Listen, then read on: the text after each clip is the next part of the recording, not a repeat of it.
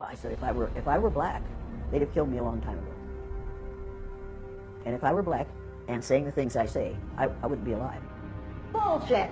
No, you're not gonna say I'm sorry there's racism. No, I do not have to ask you nicely. I consider this exercise an injection of the live virus of racism.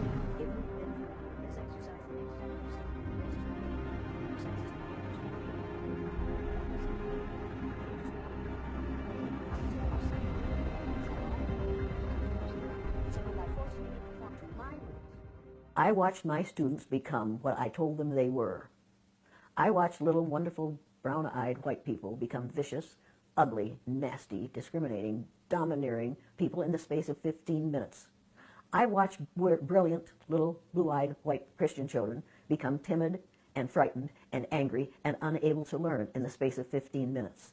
If you do that with a whole group of people for a lifetime, you change them psychologically.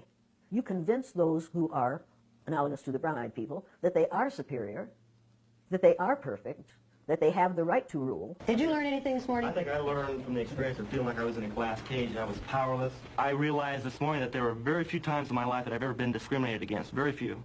And you convince those who take the place of the blue-eyed students that they are less than. How did they feel yesterday? Down like a dog on a leash. If you do that for a lifetime, what do you suppose that does to them? You find out that there are people of color who refuse to live down to our expectations of them. I'm now watching, at the national level, that exercise that I did based on eye color being reenacted in the government of the United States of America. I've done this with people of all ages for the last 50 years. Now think about that. Next year it will be the 50th anniversary of the killing of Martin Luther King Jr. and the beginning of the blue-eyed, brown-eyed exercise. When are we going to learn? When are we going to put a stop to this?